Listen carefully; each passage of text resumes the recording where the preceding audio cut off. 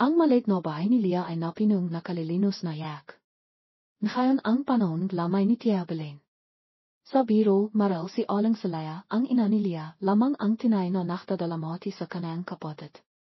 Ang hadimolo sa lamayan ngayong araw ay pilit no nakpapakitang hiwat no Leah, maral sa kanilang kapeso ay nakdiriwang sila sa pagkamatay ni Aling Belen. Ang dahilan kung bakit ganito ang ikaling makakapitbahay ni Leah kay Aling Belen ay dahil sa loob ng 20 taon nagkaroon siya ang relasyon sa isang lalaking may pamilya. Ito ang nakdilot ng halit sa mga tao na inisip na siya ay sumisira ang pamilyang iba. Nang malaman ni Aling Salaya ang tungkol dito, sinibikan niya ang pigilan ang relasyon kanayang kapatid, ngunit walang nangyari, kaya ang relasyon nilang dalawa ay timahong 20 taon. Alam din asawa ni Mang Nunoy ang tungkol dito at halit siya, ngunit wala rin siyang nakawa ipang bahian ang kanayang asawa. Ang kakapitbahay at mohang si Leah ay hindi maintindihan kung bakit nakawang panatili ni Aling Belen sa Mang Nunoy sa kanayang tabi sa loob ng mahabang panahon at kung bakit tinanghap ang asawa ni Mang Nunoy na makisama sa kanayang asawa. Si Aling Belen ay kambong ina ni Leah at silang dalawa ay hindi naman kahandaan. Dagdag pa rito, kahit na matagal na silang magkasama, wala ni isang anak si Aling Belen at Mang Nunoy, kaya wala silang animang ugnayan. Ito ang nakdilot ng hinala sa mga kapitbahay na kanayman ni Aling Belen sa Mang Nunoy, kaya't boliv ito sa kanaya. Habang nakpapatiloy ang lamay, isang malakas na halakak ang imalanghav mila sa labas ng pintuan. Ang halakak na iyon ay naklalaman ng kahalakan na may halong kanting kasiyahan. Nang marinig ang halakak na iyon, nakilat ang lahat at akat na tumingin sa pintuan. Isang babaeng nasa katanghaliang halang na nakasuot ng napakaharang damit, kahit na maraming kilibot sa kanayang maka, ay hindi nito maitaho ang kanayang handa. Maral noong bata pa siya, isa rin siyang mahandang baba na nakpatibok ng pisong maraming tao. Ang babaeng iyon ay daan-daang limapit sa kabong ni Aling Belen at hindi niya maitaho ang kanayang kasiyahan sa kanayang maka. Timantan sa nakaiha sa loob ng kabong, nagsimula siyang magsalita, sa wakas, patay ko na. Sa wakas, hindi mo na mahakap ang asawa ko sa akin. Ang babaeng ito ay si Aling Isang, ang asawa ni Mang Nunoy. Dahil sa pakakang sobra ni Aling Isang, tumayo si Leah at limapit sa kanaya at sinabi, Aling Isang, sa tingin ko sobra na po kayo. Ngayon po ay lamayang tiyan ko at binabastos ninaw ang kanayang kaliliwa. Ang dahilan kung bakit sumakot si Leah ay dahil noong nabibiyay pa si Aling Belen, mahal na mahal siya nito. Marahil dahil wala siyang anak kaya ibinius niya ang kanayang pagmamahal sa kanayang pamangkin. At si Leah, itinitiring niya si Aling Belen na parang kanayang ina. Hindi niya alam ang nangyari sa pagitan ng kanayang tiyain at ng babaeng ito, ngunit ngayon na pumunta siya rito ipang sabihin ang makasalitang bimabastos sa kaliliwang kanayang tiyain ay isang bahay na hindi niya matatanghap. Nang marinig ni Aling Isang ang sinabi ni Leah, akat na naktilam ang kanayang maka. Nagsalita siya nang malakas ipang marinig ng lahat ng naruruan, siguro ikaw ang pamangkin niya, tama ba? Inakaw ng tiyain mo ang asawa ko. Inakaw niya ito sa loob ng 20 taon. Ang sinabi ko kanina ay hindi katumbas ng pahirap na dinanas ko sa loob ng mahabang panahon. Nang marinig ng mga tao sa paligid ang kanilang isapan, nagsimula silang magbilanghan.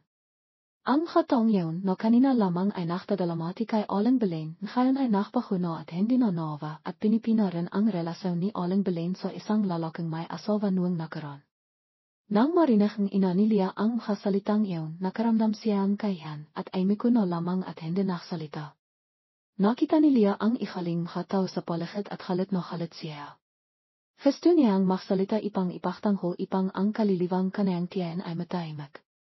Bago pa man makapagsalita si Leah, dumilim ang langit.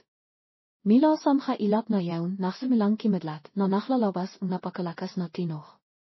Ang kakaibang kidlat na iyon ay nakdilot ng takot sa mga tao sa paligid. Ito ay parang halit ni Aling Belen nang makita ang ikaling mga tao dito.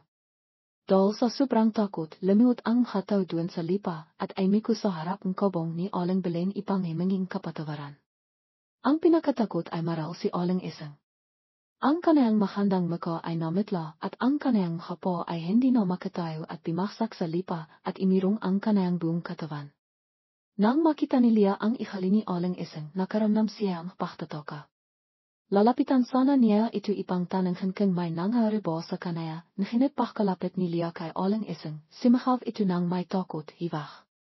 Iwak kang lumapit. Pagkasabi nito, tumayo ito at tumakbo palabas kung saan naghihintay ang isang itim na kotse. Nang makita ni Aling Salaya at Lia si Aling Ising, nagkatinghanan lamang sila nang may pagtataka. Agad na bumalik si Aling Ising sa kanyang bahay sa lungsod. Sa bahay, siya na lamang ang makisa kasama ang isang katulong. Si Mang Nunoy ay nasa isang business trip at ang kanyang anak ay nakpunta rin sa mahaliblib na lugar ipang magbigaying donasan kasama ang kanyang kumpanayo. Nang araw na yaon, imulan ng malakas sa lungsod. Ang makakitlat ay patuloy na tumatama sa lipa na lumilakang mga nakakakilat na tinoh. Nagsimilang himiko ang makapino sa labas at ang tinoh mga sanga na naktataman ay lumilakang nakakatakot na tinoh. Nang makita ni Aling Ising na imilan, mas lalo siyang natakot, ay miko na lamang siya sa salukong tinding. Ang makakitlat na patuloy na tumatama sa lipa ay timama sa makakablang karainte sa lugar ng kanyang bahay at biglang dumilim ang buong bahay. Mas lalo pang natakot si Aling Ising dahil dito. Sa sandaling ito biglang imalanghav ang isang hekbing isang baba sa espasyo. Ang hekbi ay nakalilinos, ito ay parang yakang paktiri sa para sa kanyang sariling malangkot na kapalaran. Nang marinig ni Aling Ising ang yak na yaon, nagsimilang manghinag ang kanyang katawan. Biglang timahal ang yak at sa halip ay isang halit na buses ang nagsimilang imalanghav. Ang buses ng isang espiritu na sinamahan ng ilan ay naktilot ng higit pang katakitan sa paligid. Bayaran mo ang bihay ko. Bayaran mo ang bihay ko. Bayaran mo ang bihay ko. Nakilala ni Aling Ising ang buses na ito ang buses ni Aling Belen. Kahit na minsan lamang nakilala ni Aling Ising si Aling Belen noong nakaraan, sigurado siyang hindi niya may pagkakamali ang buses nitong imahaf sa kanyang asawa sa loob ng 20 taon. Kahit na hindi malinaw na makita ni Aling Ising ang lahat na sa paligid, alam niyang nakatayo si Aling Belen sa kanyang silid. Ang lamang na nakmimilaw kay Aling Belen ay pamino sa silid-tilihan ni Aling Ising.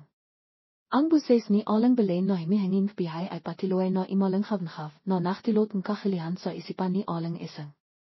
Naktaho siya sa isang salokong silid at nakita ipang makabiyong isang kumpletong panghanghasap, hindi ko kasalanan mo. Kahit animan ang kanayang sabihin, ang buses na himihinging bihay ay patuloy na imalanghav sa espasyo. Sa sandaling ito, biglang kimalat malapit sa bentanang silid ni Aling Ising. Naglabas ng liwanag ang kitlat sa silid ni Aling Ising, salamat ito nakita niya ang imahe ni Aling Belen. Sa sandaling ito, ang anayo ni Aling Belen ay nakakatakot, ang kanayang mahabang biyok ay dimikit sa kanayang maka, sa likod ng biyok na iyon ay isang mapitlang balat, ang mata ni Aling Belen ay nakatitak kay Aling Ising ng may halit. Kahit na nakita lamang ni Aling Ising ang imaheng ito sa isang iklap, sapat na ito ipang takitin ang kanayang kaliliwa. Nang makita ang imaheng iyon, mas lalo pang natakot si Aling Ising. Sa sandaling ito, papalapit si Aling Belen sa kanaya. Nadama niya iyon, nagsimilang kimaway ng boliv ang kamay at paa ni Aling Ising sa kanayang harapan. Habang kimakaway, sinabi ni Aling Ising, Iwak kang lumapit. Bayaran mo ang bihay ko. Bayaran mo ang bihay ko. Nang madama ang lamang ni Aling Belen sa kanayang harapan, simakhaw si Aling Ising ng malakas at mahigpit na niyakap ng kanayang dalawang kamay ang kanayang ilo. Habang natatakot pa rin si Aling Ising, isa pang buses ang imalanghav sa kanayang tabi, Sinayura. Anong nangyari sa iyo? Ang buses na ito ay kay Manang Esther, ang katulong sa bahay. Nang marinig ni Manang Esther ang buses ni Aling Ising, agad siyang imakayat ipang tingnan kung may nangyari ba dito. Nang makita niya na si Manang Esther ang nakatayo sa kanayang harapan, bahang kimama si Aling Ising. Sa sandaling ito, tumingin si Aling Ising sa paligid at nakita na may karainte na ang kanayang silid. Pagkatapos ng ilang sandali, nakabawi siya ang kanayang kumpusire, tumingin si Aling Ising kay Manang Esther at sinabi, okay lang ako, natakot lang ako nang kimadlat kanina. Bumalik ka na sa iyong silid at makpahinga. Nang marinig ni Manang Esther ang sinabi ni Aling Ising, hindi na ito naktanong pa at bumalik sa kanayang silid. Kinabukasan, marahil dahil napiktihan pa rin siyang nangyari kagabi, palahang nakpapakitang pag-alala at takot si Aling Ising. Paminsan-minsan nakikita niya ang isang piting anino na sumisilip sa likod ng salamin o sa isang sulok ng kanayang bahay. Minsan nararamdaman niya ang isang malamig na hininga mula sa likod ng kanayang likod. Dal sam ga bagay na yaun, agat na timakbo si aling isang palabas at hindi na naklakas loob na manatili sa kanayang bahay. Ngayon ang araw ng paglilibing kay aling Belen. Ang katakapakiman ng araw na iyon ay binibiyong 4 na tao, lahat sila ay matahol ng humakawang ganitong trabaho sa barangay ni Leah. Nang similan nilang biyatan ang kabong ipang ilibing ito, nahinat pagkabigas po lamang nito, kailangan itong ibabang 4 na tao. Pagkatapos ay sinibikan nila itong miling 3 o 4 na beses, nahinat hindi nila nakawa. Lahat ng naruruan ay nakaramdam pagkataw kadal dito at naksimila silang makbilanghan. Limapit si aling Salaya kay Mang Pilo, ang pininong makatakapakiman, at naktanong, anong nangyayari, Mang Pilo, bakit ninayo palakang binibiyat at ibinababa ang kabong? Sasabihin ko sa iyo ang totoo, siguro hindi na naman kayang gawin ang trabong ito. Ang kabong namatay ay dapat biyatin ng isang beses lamang at ilibing. Nahinat hindi ko maintindihan kung bakit mayroon lamang bangkayang kapatid mo sa loob, nahinat napakabigat ang kabong, hindi naman kaya ang 4 na makakasama na biyatin ito. Nang marinig ng mga tao ang sinabi ni Mang Pilo, mas lalo silang nakbilanghan, hinilan nila na mayroong hindi nalalaman tungkol sa pagkamatay ni Aling Belen. Dapat na imalis siya ng may samang loob kaya hindi niya pinapayagan ang kanayang pamilya na ilibing siya. Habang nakatayo pa rin si Aling Salaya at nakikipag-isap kay Mang Pilo, limapit si Leah sa kabong kanayang tiyahin at sinabi, Tiya payahan mo kaming ilibing ko. Kung mayroon kang animang samang loob, imiwi ko at makpakita sa akin sa panaginip. Naksalita ng mahina si Leah, tanging siya lamang ang nakarinig sa kanayang mga sinabi. Nang matapos maksalita si Leah, imihip ang isang mahinang hangin. Sa sandaling ito, nakmamakawa pa rin si Aling Salaya kay Mang Pilo na ipagpatuloy ang trabong ito. Limapit si Leah sa tabing kanayang ina at sinabi sa kanila, talanghan ninayo na po kami, kahit makano po ang babayaran, papayag po kami. Hindi ito tungkol sa pera, nahinat malinaw na hindi gustong mailibing ang kaliliwang tiyahin mo. Pinahirapan niya ang aming trabaho, kung halitin namin ang namatay, hindi namin kakayanan. Talanghan ninayo na po kami kung hindi ninayo kaya sa pagkakataong ito, hindi na naman kayo gagalihan. Nachtanghanan ang lahat ng miyembrong kupunan takapakiman pagkatapos ng ilang talakaan, sa wakas ay sumang-ayon din sila sa panikola. Sa pagkakataong ito, madaling nangat ang kabong, mahan ito at hindi mabigat tulad ng kanina. Sa kanuang paraan, sa wakas ay nailibing din si Aling Belen ng maayos. Nang habang yaon, nang mahimbing na natutulog si Leah, limitaw ang isang piting isok sa tabing kanayang kama. Daan-daang nagsama-sama ang isok na iyon at nabyo ang isang hihisang tao, ito ay si Aling Belen. Timinghan siya sa kanayang pamangkin na mahimbing na natutulog sa loob ng ilang sandali at daan-daang naksalita. Ang tawag ay nakakawa, tila ito ay nakmimila sa isang walang hangganang mundo, Leah. Leah, anake. Sa sandaling ito, natutulog pa rin si Leah sa kanayang pagtulog, bigla niyang narinig na may tumatawag sa kanayang panghalan kaya dahan-dahan niyang iminilat ang kanayang mga mata. Nang makita niya ang paghira ni Aling Belen, nakilat si Leah at imipo, nakital siya at naktanong, Tiya. Tiya Belen, bakit ka nandito? Leah, nahihirapan ako anak, may sama akong loob anak. Leah, kailangan mo akong talanghan. Tiya, kung may problema, kailangan mong maksalita ng mahinaon. Kung hindi ka maksasalita, paano ko malalaman para matilanghan ka? Nila nang makita siya ni Leah, nakatayo lamang si Aling Belen sa tabing kama ni Leah at imayak, ang kanayang iyak ay nakpapasikip ng dibdib. Dahil sa iyak ni Aling Belen, nasasaktan din si Leah. Ang halihan ni Aling Belen ay biglang nakang kapatak ng dugo na pila. Nang makita ni Leah ang imahe na iyaw ni Aling Belen, nakaramdam siya ang takot sa kanayang puso, nahinat kailangan pa rin niyang makang kamado ipang marinig ang sinasabing kanayang tiyan.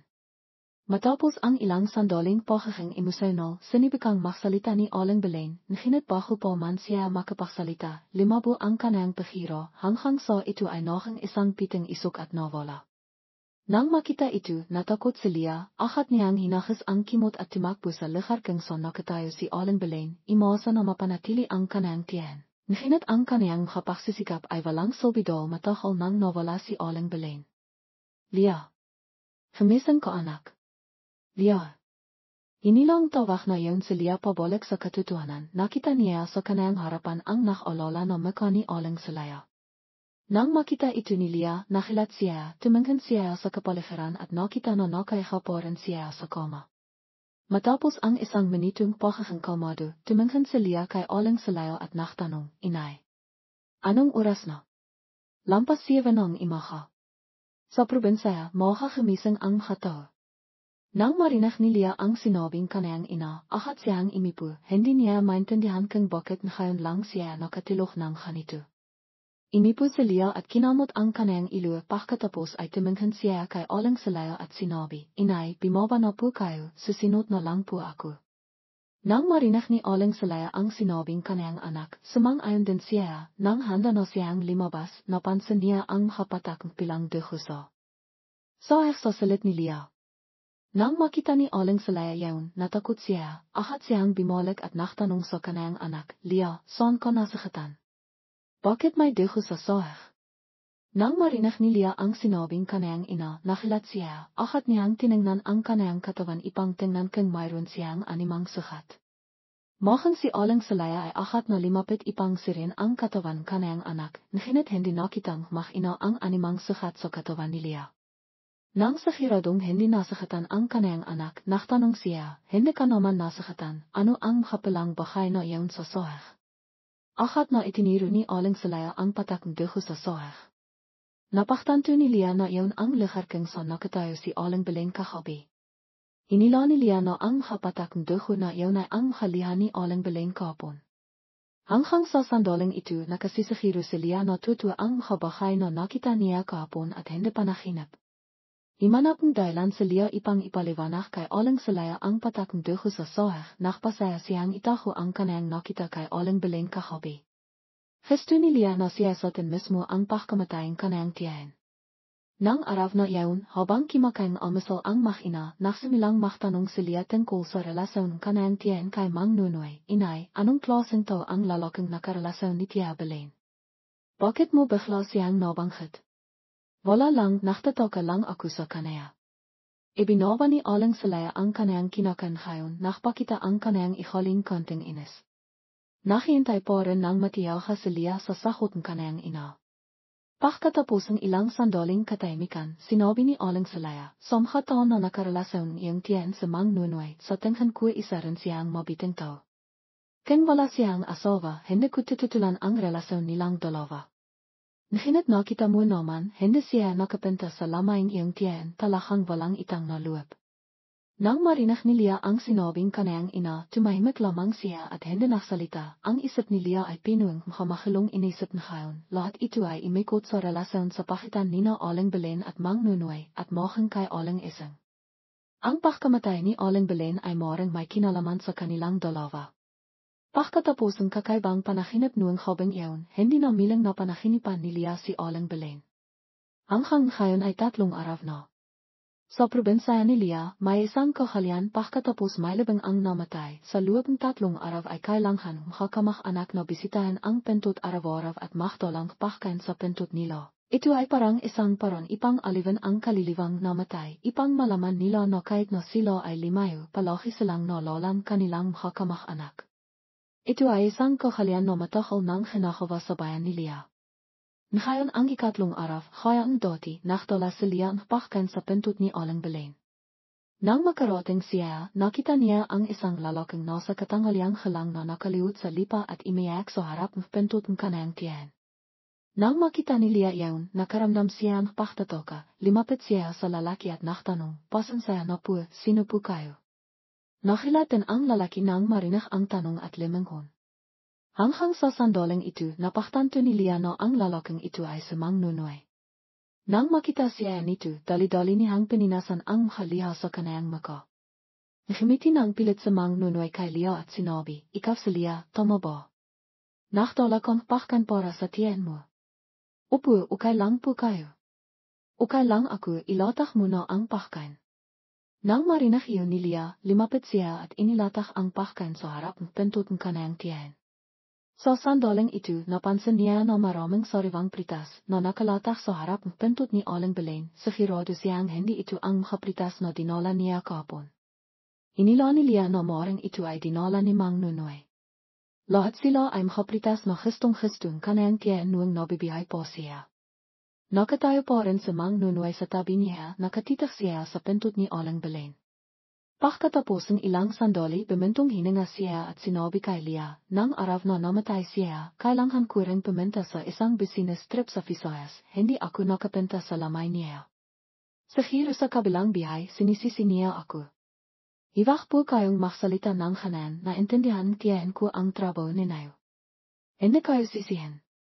Malinaw na nakita ni Leah ang kalangkitan sa mga mata ni Mang Nunoy, ito ang pinakatapat na damdamin, hindi siya nakpapanghap. Ito ang nakdilot ng pagtatoka kay Leah, may kinalaman kaya ang tong ito sa pagkamatayang kanayang tiyan. Pagkatapos mag-alayng insenso kay Aling Belen, sabay silang naklakat pavi. Sa doon, nakisap ng marami sina Mang Nunoy at Leah. Sa pamamagitan isa pang ito, mas nalaman ni Leah ang tungkol sa kanilang relasyon. Ikinibento ni Mang Nunoy kay Leah ang inang pagkakataon na. Nakita sila ni Aling Belen, noong panahon yun, nagkaroon ng business trip sa Mang Nunoy sa bayan ni Leah. Sumakay siyang taxi mula sa airport papunta sa hotel. Habang bumabaya ang kanayang sasakyan sa kalsada, aksidente niyang nabangha ang isang baba. Malakas ang bangha na nakdilot ng pakbaksak at pagkawalan ng malayang baba. Ang babaeng nabangha ang sasakyan ni Mang Nunoy ay si Aling Belen. Noong panahon yun, nakmamadaling tumawid si Aling Belen sa kalsada kaya hindi niya napansin ang taxi na paparating.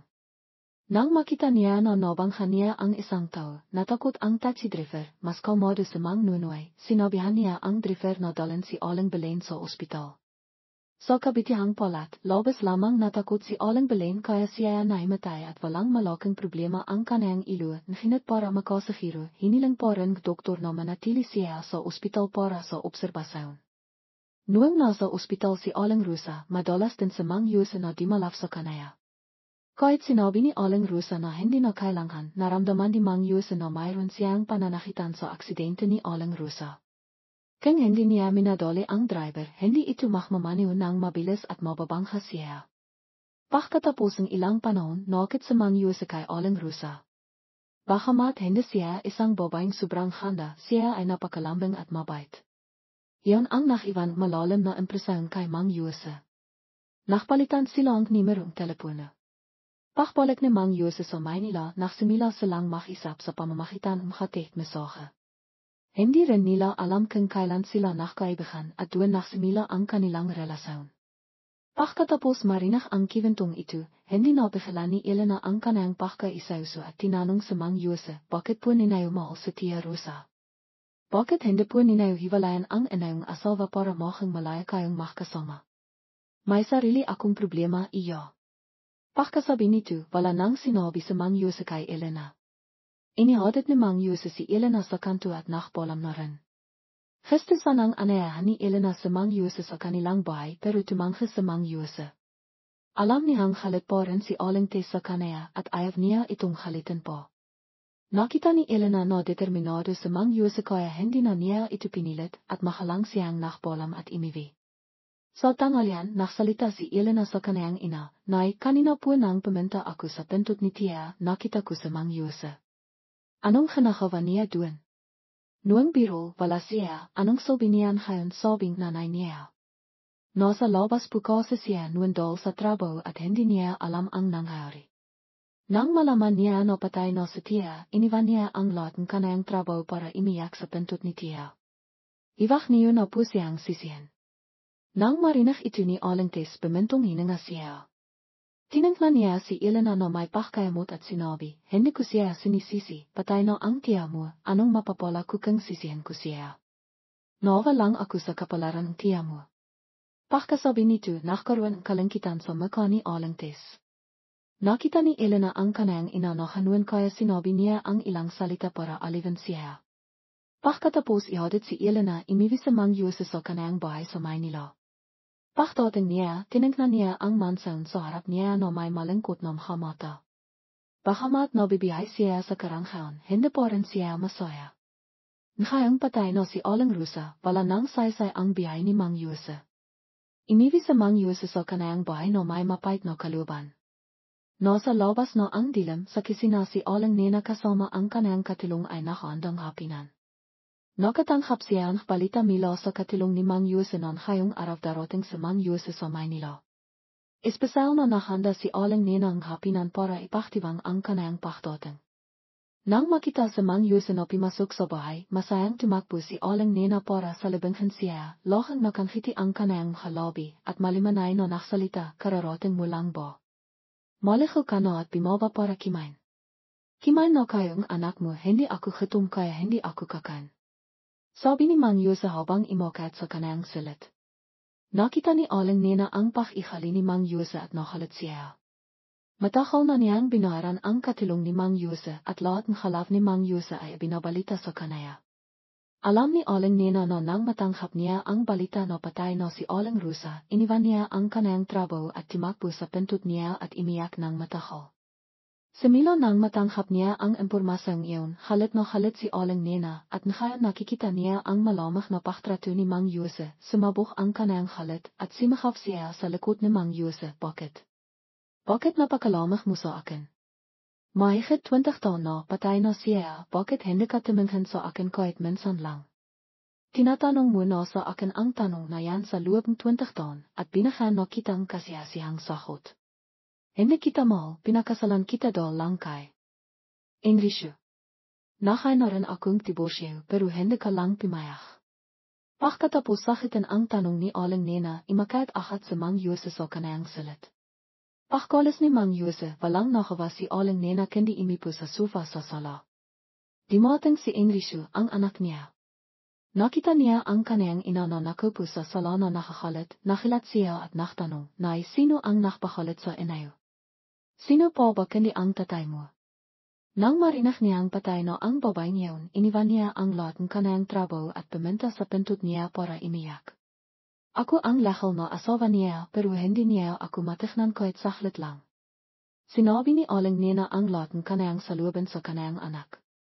Akala ni Enrique kapag narinig ito ay alipin niya si Aling Nena pero hindi kinampihan niya si Mang Yose. Nay, mahal ni tatay ang babae niyon kaya natiro lang na masaktan siya kapag narinig niyang patay na siya. Matagal na rin namang nakayang diborsyo si tatay sa inayo pero matigas lang talaga ang ilo ni Nayo. Enrique, anak kita, bakit hindi mo ako kinakampihan at kinakampihan mo pa ang iba, mas lalong nakalit si Aling Nena nang marinig ang sinabing kanayang anak. Hindi sumagot si Enrique dahil alam niya kung hanukatakas ang ilong kanayang ina. Imakait ahat si Enrique sa haktan at bimalik sa kanayang silit. Alam ni Enrique ang relasyon kanayang ama at ng babaeng iyon mila nuwang siya ay 8 taong halang. Nuwang ina halit na halit siya sa kanayang ama at halit din siya kay Aling Rusa, pero nuwang nasa grade 9 na siya, nalaman niya na ang kasong kanayang hamahilang ay hindi dahil sa pakibig, kundi dahil sa kanaya. Si Enrique ay binga lamang isang paklalasing kanayang ama, ginamit ng kanayang ina ang pakbibintis para pilitin ang kanayang ama na pakasalan siya. Matapos malaman ang tungkol doon, madalas nakikita ni Enrique ang kanayang hamahilang na nakaway. Madalas na nakain diborsyo ang kanayang ama, ngunit hindi talaga pimayak si Aling Nena.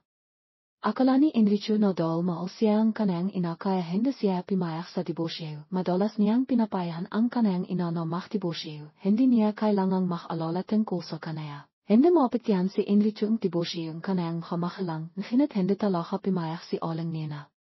Pagkatapos ng maraming pagtatangka, sumiko na lang si Enrique. Si Elena ay nanatili sa probinsya sa loob ng isang linggo bago bumalik sa Maynila para ipagpatuloy ang kanayang trabaho.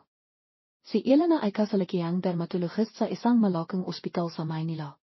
Bagamat bagong graduate pa lamang, si Elena ay isang mahusay na doktor. Ang sinimang pasyente na dimon sa kanayang pagamot ay humaling ng lubisan, hindi na bumabalik kaya maraming pasyente ang pumipinta sa ospital para magpagamot sa kanaya.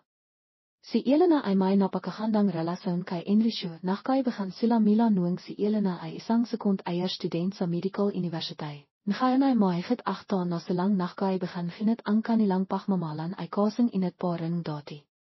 Niyaya ni Enrique si Elena, echitit si Elena na mahanda.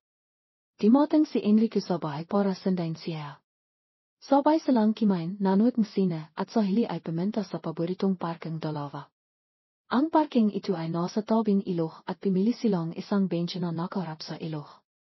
Si Elena ay nakasandal sa balikat ni Enrique, tinatamasa niya ang malamang na hanggang na himahampas sa kanayang katawan. Habang nakdadaydream siya, narinig niyang naksalita si Enrique, Elena, sa weekend ipakikilala kita sa hamahilang ko. Bakit mo bigla itong sinabi na hilat si Elena nang marinig ang sinabi ni Enrico at nagtanong.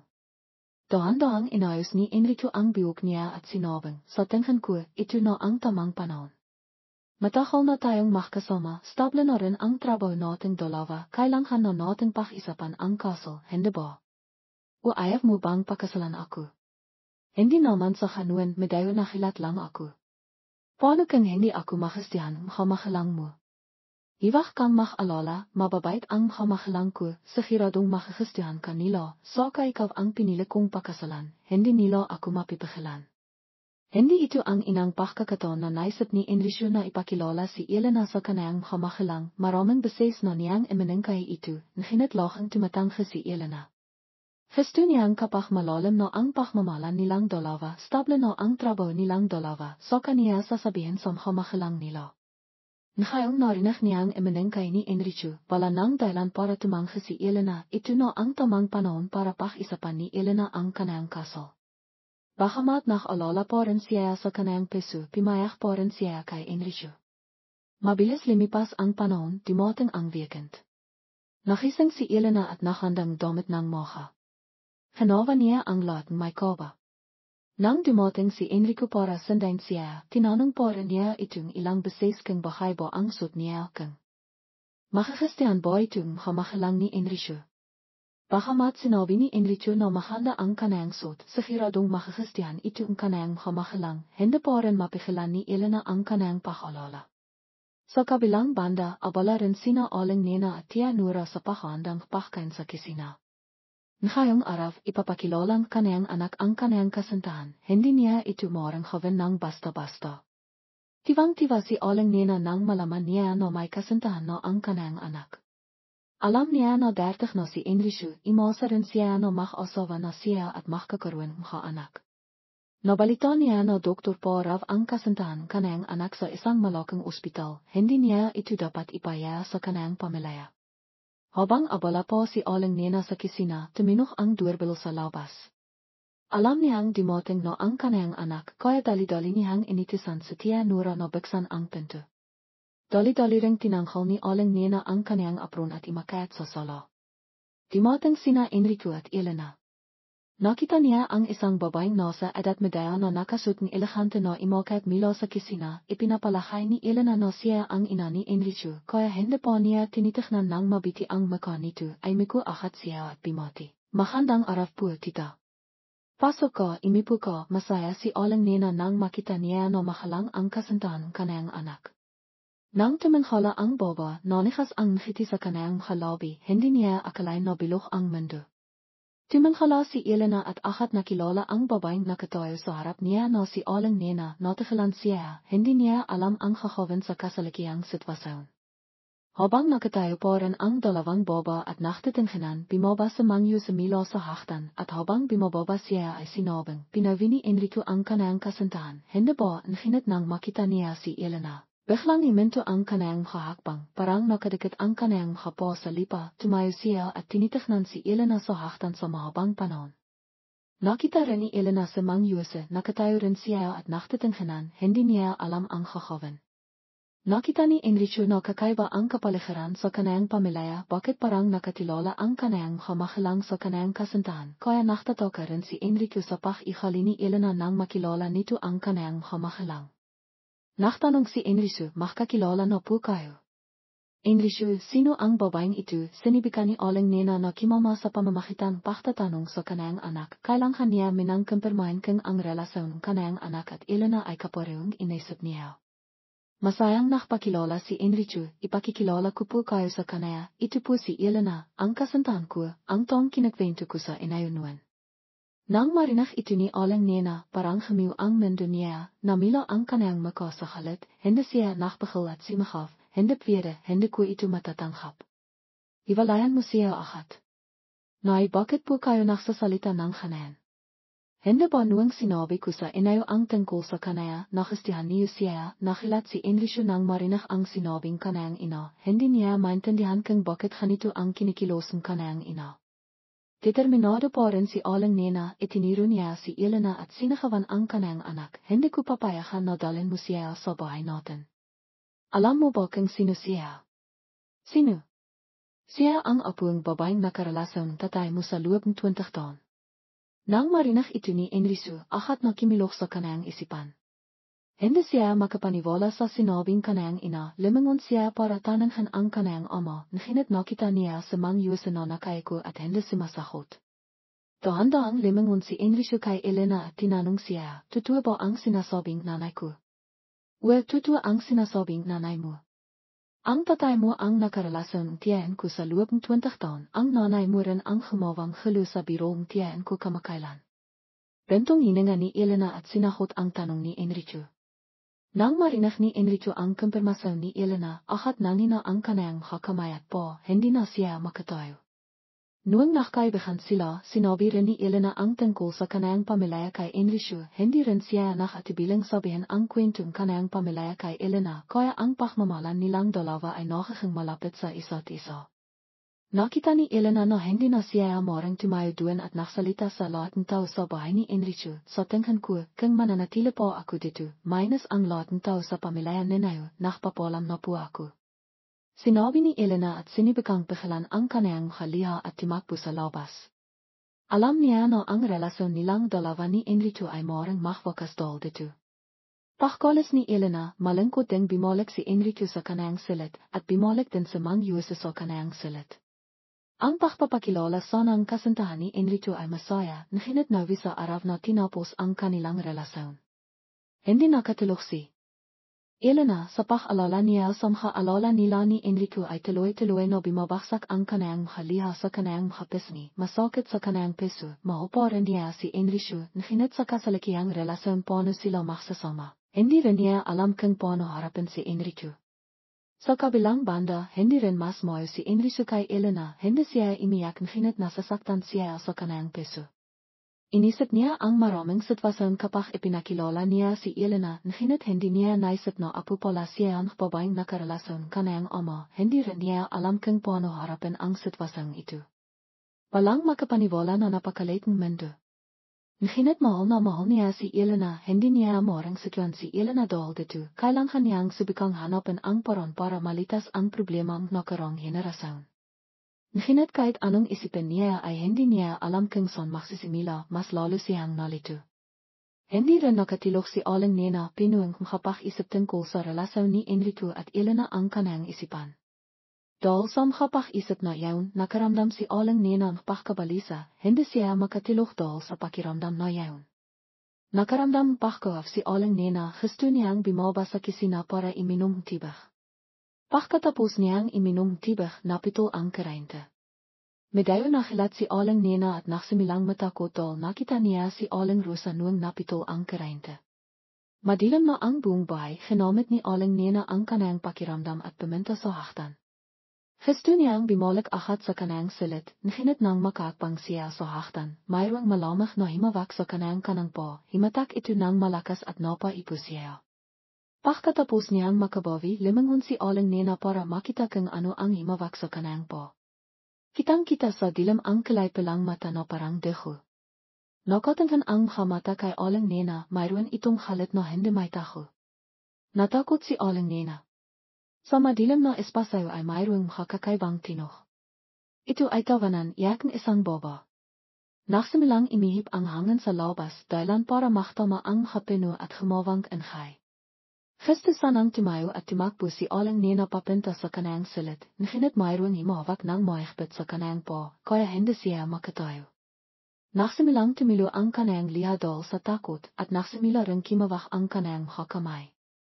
Isang bahay lang ang nasa isipan niya, kailangan niyang tanghalin ang himawak sa kanayang po. Habang kimakaway ang kanayang hakamay, hindi rin timahal ang kanayang bibig na simahav, imalis ka na, imalis ka na. Habang nakpapanik na si Aling Nena, may isa pang kamay ang himawak sa kanayang balikat. Dahil dito, mas lalo siyang natakot at simahav. Nakila din ang himawak sa kanayang nang simahav siya, at akat na bineksan ang ilaw sa kisina. Nakita ni Aling Nena ang kanayang asawa na nakatayo sa harap niya, tinitik na ni Mang Yu sa ang kanayang asawa na nakaupo sa haktan at naktanong, anong kinakawa mo, habino at hindi ka natutulog, bakit ka imiyak dito? Nandito ka na naman. Hindi ba napito ang karente natin? Anong napitol ang karainte, paano naman mapipitilan ang karainte ang lugar natin? Naglalakat ko sa panaginip Dahil sa pakkampermaan kaniyang asawa, nakalihan si Aling Nena. Naglalakat pa siya sa panaginip. Mayroong bumababa sa hakdan pagkatapos ng ilang sandali dumating si Enrique sa tabi ni Aling Nena dahil nakita niya na sumisakaf ang kaniyang ina. Nakalala siyang nagtanong, Nay, anong nangyari at sumisakaf ka? Hindi ba kayo natutulog, bakit nandito kayo? Gusto kong iminom tibig kaya bumaba ako para kumihang tibig, bigla ko na lang nakita ang nanay mo na imayak dito. Gusto ko sanang tanungin siya, bigla siyang sumakaf, sinabi niya rin na napitol daw ang karainte natin. Dahil sa sinabi ni Mang Jose, nakalihan at nakalala si Enrique, nakalala niyang nagtanong sa kaniyang ina, Nay, mayroon bang masakit sa inyo? Gusto niyo bang saman ko kayo bigas para makpatingin sa doktor? Hindi, okay lang ako. Baka naglalakat lang ako sa panaginip. Samahan mo ang tatay mo bumalik sa silid ninyo para matulog. Pagkatapos niyang sabihin iyon, tumayo si Aling Nena at naglakad bumalik sa kaniyang silid na may khalat na muka. Baka hindi pa rin siya nakabawi sa nangyari sa kaniya. Samha sa minut na araw, si Aling Ising ay patuloy na kinakambalang kaliliwa ni Aling Pinang na naktilot sa kaniyang labis na pagkapahot. Naalala ni Aling Ising ang mangkikilam na tumulong sa kaniya na humawang khaima para saktan si Aling Pinang at nakpasaya siyang pintahan mili ang mangkikilam. Matapos marinig ang kiwento ni Aling Ising, nagsinding kandila ang mangkikilam at sinabi, ang dahilan kung bakit ka kinakambalang tong iyon ay dahil nung nabibihay po siya, humawa ka ang bahay na nakasakit sa kanaya. Ito ay naktilot ng samang loob kaya't bumalik siya para makikanti. Mang, may paraan ba kayang matutulungan ako? Nung nabibihay po siya ay sinaktan ko na siya, ngayon napatay na siya ay hindi po rin ba niya ako tatantanan. Ngunit mang basta tulungan ninyo ako, kahit makano po ang bayad ay babayaran ko, dahil sa ganitong sitwasyon ay baka mamatay ako. Patuloy na nakmamakawa si Aling Ising at nakbigayang pera sa kamayang mangkikilam. Sa hili, hindi rin nakayanan mangkikilam ang lakas ng pera kaya't humawa siya ang khaima para kay Aling Ising. Nang ibigay ang khaima kay Aling Ising, nakbilin po ang mangkikilam. Ang khaimang ito ay dapat mong ilakay sa ilinan ng iyong kama at hindi dapat hayang makya ang iba, dahil kung hindi, babalik sa iyo ang khaima. Matapos matanghap ang khaima mila sa mangkikilam, imivina si Aling Ising. Sa mila nuwan, hindi na milang nakita ni Aling Ising ang kaliliwa ni Aling Pinang. Matapos ang nangyari sa bahay ni Junior noong nakaraan, hindi nakita ang dalawa sa loob ng ilang panahon. Siguro kailangan nila ang panahon para pakisipan ang kanilang relasyon. Matapos ihatid si Nena para ipakilala sa kaniyang pamilya, palakang malungkot si Junior. Bahagi nito ay dahil sa pagkamis niya sa kaniyang kasintahan at bahagi ay dahil hindi niya alam kung paano harapin si Nena. Hindi rin masaya si Nena tulad ni Junior. Sa hapinan, nagtanong si Aling Ising, Junior, tapos na ba kayo ni Nena? Hindi pa po. Nang marinig ang sinabing kaniyang anak, hindi natiwa si Aling Ising. Ibinaba niya ang kaniyang plato sa mesa at sinabi, Junior, hindi mo ba pinapakinggan ang sinasabi ko? Hindi kayo maaaring makatilihan ni Nena kaya't hiwalayan mo na siya. Ipakikilala ko sa iyo ang ibang baba na mas mahanda at mas matalino. Nay, ang pag-ibig ay hindi basta-basta matatapos. Bukod dito, wala akong balak hiwalayan si Nena. Kung hindi ninyo siya kayang harapin, pagkatapos namang makpakasal ay hiwalay kaming titira. Ano ba ang pinagsasasabi mo? Nababalif ka na ba? Wala na bang ibang baba sa mundo? Bakit gustong-gusto mong mapinta sa apuang babaeng yan? Ang relasyon ng ama at tiya ni Nena ay walang kinalaman sa kanaya. Hindi rin naman anak ni Nena ang babaeng yan. Kaya't ayon sa batas, maaari pa rin tayong makpakasal. Hindi mo ako mapipigilan. May gusto pang sabihin si Aling Ising hinit pinitol siya ni Mang Tino. Tama na, hayaan mo na ang anak natin na maktisasayon sa kanayang sariling pag-ibig. Hanayan ba ang gusto mong mangyari? Kaya mo ba siyang tanghapin bilang manihang pagkatapos mong makaroon ng relasyon sa kanayang tiyan? Ako, hindi ko kaya. Hindi ko matatanghap na ang apuang babaeng imahaf sa asawa ko ay mahang manihang ko. Kaya ba gusto mong ipakasal ang anak mo sa isang taong hindi niya mahal? Gusto mo bang mahirap ang anak mo tulad ng nangyari sa akin? Nang marinig ni Aling Ising ang sinabing kanayang asawa, natigilan siya. Nakita ni Junior na nag away ang kanayang kamahalangkayat imalis na siya at pumunta sa kanayang silid. Matapos sabihin ang hayaon, hindi na rin nakakain sa Mang Tino at imakayat na rin sa silid. Sa mesa ay nakisa na lamang si Aling Ising at hindi niya mapigilan ang kanayang haliya. Hanggang ngayon pagkatapos may 30 taon nilang pagsasama, nararamdaman pa rin ni Mang Tino na isang pagtirisa ang pagpapakasal kay Aling Ising. Sa kabilang lahat ng kanayang pagsisikap at sakripisyo bilang kanayang asawa, hindi pa rin nito nababago ang kanayang pakikitungo kay Aling Ising. Ang kaalalang nakaroon ay nagsimilang bumalik sa isipan ni Aling Ising. Noong kanayang kabataan, si Aling Ising ay isang napakahandang baba. Siya ay anak ng isang maymang pamilya at isang sikat na mang-ovet. Noong panahon yun, ang kamahalang ni Aling Ising at ang kamahalang ni Mang Tino ay malapit na magkaibigan. Gusto na sana ang dalawang pamilya na maging magkamag-anak simula pa noong kabata pa sina Mang Tino at Aling Ising. Ngunit kahit anong pilit ng kanilang kamahalang, walang nararamdaman sa Mang Tino para sa kanaya. Kabaliktaran naman si Aling Ising na may gusto na kay Mang Tino simula pa noong bata pa siya. Ang kanayang pagmamahal para sa kanaya ay lumalaki sa paglipas ng panahon. Sinisibikan ni Aling Ising na magsikap araw-araw, imaasa na balang araw ay masasakot ni Mang Tino ang kanayang pagmamahal. Hanggang sa lumaki ang dalawa at dumating sa edad ng pagpapakasal. Noong panahon yun, maring tinitulan ni Mang Tino ang sapilitang kasal na ito, kahit anong pilit ng kanayang kamahalang. Nang malaman ni Aling Ising ang kanayang salubin, nalungkot siya at naisip na hindi na sila magsasamang tong kanayang mahal. Mabiti na lamang at gustong-gusto siya ang ina ni Mang Tino.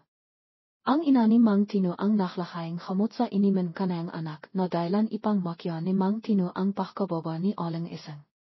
Hindi naktakal at nakbente si Aling Ising. Dahil sa responsibilidad sa bata, napilitan siyang pakasalan ang tong hindi niya mahal. Alam ni Aling Ising na hindi siya mahal ni Mang Tino, ngunit masaya siya nang pakasalan siya. Matapos pakasalan sa Mang Tino, itinakal ni Aling Ising ang kanayang pag-awit at nakstay at humavifa ipang mohang matatak na siporta kay Mang Tino sa kanayang karera. Hanggang sa isang araw, nakatanghap si Aling Ising balita na mayroong ibang bobo sa Mang Tino. Alam ng Diyos kung kano siya nasaktan noong panahon iyon. Pagkatapos ay kimya siya ang pribadong investigador para sa baybayan sa Mang Tino at malaman kung sino ang babaeng iyon. Nang makita niya ang larawan ng babaeng iyon, lalong limakas ang halit ni Aling Ising. Akala niya ay isang napakahandang boba ito, ngunit hindi, isa lamang itong karaniwang babaeng taga-probinsya na walang kapansin-pansin kahandaan. Matapos malaman ang tirahan ng babaeng iyon, pinuntahan siya ni Aling Ising sa kanayang bahay ipang kumprontahan siya. Hindi niya inasahan na makakalit sa Mang Tino nang malaman ang tungkol dito. Gusto ni Mang Tino na hiwalayan si Aling Ising. Nang marinig ni Aling Ising na gusto siyang hiwalayan, nakilat siya at parang humiw ang kanayang mundo. Sa loob ng ilang segundo ay hindi siya nakapag-isip ng maayos at naktangkang magpakamatay. Mabiti na lamang at napansin ito ni Mang Tino sa tamang oras at naligtas siya. Matapos makising sa ospital, imiyak si Aling Ising at nakisap kay Mang Tino na hiwak siyang hiwalayan. Nangako si Aling Ising na hindi na siya makikialam sa relasyon ni Mang Tino sa ibang boba. Sa panahon yun, para na siyang isang bihong boba. Natakot sa Mang Tino na magpakamatay siyang milikayat na pilitan na lamang siyang sumang-ayon dahil nawaran siya sa kanilang anak. Simula noon tivang gusto ni Mang Tino na mahiwalay sila, nakpabanta si Aling Ising na magpapakamatay siya. Dahil dito kaya timahal ang kanilang kasal hanggang ngayon. Samha sa minut na araw palahang nahanap ng paraan si Junior para makita si Nina. Gusto niyang makipag-isap kay Nina tungkol sa kanayang desisyon. Si Nina naman ay palahang imaywas sa kanaya. Alam ni Aling Ising na wala pa ring balak ang kanayang anak na hiwalayan si Nina kaya't nakalit siya. Kahit na maraming ipinakilalang boba si Aling Ising kay Junior, anak ng kanayang kakaibigan, balang kahit isa ang nagustuhan ni Junior. Isang imaha, nang papalabas ng bahay si Junior para pimasok sa trabaho, tinawag siya ni Aling Ising. Tinangkla ni Aling Ising ang kanayang anak at sinabi, Junior, nakikipagkita ka pa rin ba sa babaeng iyon? Ano bang haima ang ipinakaniya sa iyo at sumisibay ko sa akin? Hindi ba mas makahanda ang kababaeng ipinakikilala ko sa iyo? Bakit nakpipilit ko pa rin sa kanya? Nay, sinabi ko na sa inayo noong nakaraan, hindi ko siya hiwalayan. Iwag nenayo no akong pilitin, hindi ako makikinig sa inayo. Pagkatapos ay hindi na pinansin ni Junior ang sasabihin ni Aling Ising at mabilis na lumabas ng bahay. Nang makita ni Aling Ising ang hinawang kaniyang anak, labis siyang nainis. Habang halit pa rin siya, tuminok ang kaniyang telepono. Nakita ni Aling Ising na numero ito ni Aling Silay ang kaniyang kaibigan kaya't sinahot niya ito. Nahinit halit pa rin ang kaniyang tono. Sa kabilang linya, napansin agad ni Aling Silay ang pakayamot ng kaniyang kaibigan at nagtanong, anong nangyari sa iyo? Parang may problema ka. Edi daw sa anak ko kay Junior. Anong ginawa ni Junior at nakalit ka? Sinimilang ikwento ni Aling Ising ang nangyari sa kaniyang pamilya sa nakalipas na ilang araw kay Aling Silay. Matapos makinig, nagtanong si Aling Silay sa seryousong tono, hindi ba nahinala ang apo niya tungkol sa pagkamatay ng kaniyang tiyan? Hindi paano siya mahinala. Iwag mo nang banggitin ang bahay na yaon. Nang marinig ni Aling Silay ang sinabi ni Aling Ising, hindi na siya nagtanong pa. Inalo ni Aling Silay si Aling Ising at tinapos ng dalawa ang kanilang isapan. Kinabukasan hapon, nang tapos na si Nina sa kaniyang trabaho at pauwi na sa bahay, nakita niya si Junior paglabas niya ang ospital. Gusto niya siyang iwasan kaya't balak na sana niyang bumalik sa loob, ngunit nakita na siya ni Junior. Nang makita niya na balak siyang iwasan, mabilis na lumapit si Junior at hinawakan ang braso ni Nina at sinabi, Nina, mag-isap tayo. Anong pag-isapan natin? Hindi dapat natin linawin ang tungkol sa atin. Naisip si Nina saglit, nakita niya na hindi sila maaaring magpatuloy sa pagtatago sa isa't isa. Matapos mag-isip sandali, pumayag din si Nina na makipag-isap kay Junior. Pumunta silang dalawa sa isang tindahan inimin sa tapat ng ospital ipang mag-isap. Nang makupo silang dalawa, agad na nagsalita si Junior, Nina, tungkol sa atin, ayaw kong mahiwalay. Maaari pa rin naman tayong magkatilihan, hindi ba? Hindi mo ba nakita ang reaksyon nanay mo noong nakita niya ako? Hindi tayo maaaring magpatuloy. Iwag ka nang magpimilit. Ang nakaroon na yung tiyan ko ay walang kinalaman sa atin. Kung nahirapan akong makita ang kamahalang mo pagkatapos natin magpakasal ay sa ibang lugar tayo titira. Wala nang makawa si Nina sa mga argumento ni Junior. Matagal na silang magkasintahan, ngunit hindi niya akalain. Nakanito siya katakas ang ilo. Matagal na nahisap ang dalawa ngunit hindi sila nakasundo. Sa huli, nagtapos ang kanilang isapan sa napakabigat na pakiramdam. Nang habang iyon, habang mahimbing na natutulog si Nina, naramdaman niya na may malamang na bahay na dimampi sa kanayang balikat. Nakilat si Nina at nakising. Sa mahinang liwanag ang kanayang ilaw sa gabi, nakita niya si Aling Pining na nakupo sa tabing kanayang kama at ang kanayang mga mata ay pinungliyaw. Nakilat si Nina at imipo ipang tiningnan si Aling Pining. Gusto niyang pinasan ang mahaliya sa mukhang kanayang tiyan, ngunit hindi niya makawang hawakan siya. Nagtanong si Nina kay Aling Pining sa nakalalang tono, Tia, bakit po kayo imayak? Anong nangyari sa inyo? Nina, nasasaktan ako, tulungan mo ako. Nina, nahirapan ako. Yan lamang ang nasabi ni Aling Pining at milis siyang naklaw sa harapan ni Nina. Kinabukasan, pumunta si Nina sa trabaho na pahot. Ang imahe ni Aling Pining na bimisita sa kanayang noong nakaraang gabi ay paulit-ulit na lumalabas sa kanayang isipan. Sa wakas, nakawa niyang magtrabaho hanggang sa kanayang tanghalian. Inimbitahan si Nina ng kanayang kakasamahan na kimain. Tiningnan niya ang kanayang pagkain at kimya lamang siya ang ilang subo. Bago kimain, hindi siya nakaramdam gutom. Nang makita ang kanayang kakasamahan ang kanayang kakaibang kilos, nakalala sila. Nagtanong si Otefe, ang pinino ng kanilang departamento, Nina, anong nangyari sa iyo nitong nakaraang araw? Parang wala kang sigla. May masakit ba sa iyo? Wala po ate, siguro daw lang ako sa tulog kahapon. Dapat mong alakan ang iyong kalisahan. Kung magpapatuloy ka, magkakasakit ka. Opo ate, alam ko po. Sa pentong ito, nagsalita si Delaika, isang intern sa masayang tono, mga ate, mamaya pagkatapos ng trabaho, magpahinga tayo. Alam ko ang isang maysay na manghila. Doktor ka na pero naniniwala ka pa rin sa mga. Hindi mo ba alam na ang mga iyon ay hindi siyentipiko? Nang marinig ito ni Laika, agad siyang pinagsabihan ni Otefe. Nang marinig itu ni Laika nagsalita siya, hindi naman lahat ng hela ay masama. Pipenta tayo doon para tanungin ang tungkol sa ating karera at pag-ibig. Kung may problema, magpapatilong tayo sa mga hela at kung maayos ang lahat, mas mapapanatag tayo. Narinig ko rin na nakakakita ravang multo ang mga hela na yaon. Napakagaling. Nakilat si Nina nang marinig ang sinabi ni Laika. Kung nakakakita ng multo ang mga hela na yaon, matutulungan kaya siya nitong litasan ang kabahay na ito. Kahit hindi siya sigurado kung makakaroon resulta, gusto pa rin niyang subukan. Nang maisip ito, nasabik si Nina na sabihin kay Laika, sige, mamaya pagkatapos ng trabaho, puntahan natin siya. Nina, bakit ka naniniwala sa kahalan ngayon? Nachtaka si ate van Augustus si mama ni Nina kay Laika. Hindi siya papayag na magpaila tulad nito. Kahit si Laika ay gelat na nakatingin kay Nina. Nang makita niya ang dalawa, ngumiti siya at sinabi, sa tingin ko, walang masama kung makikinig tayo sa ganitong bahay paminsan-minsan. Malay ninayo makatilong pa ito sa ating bihay.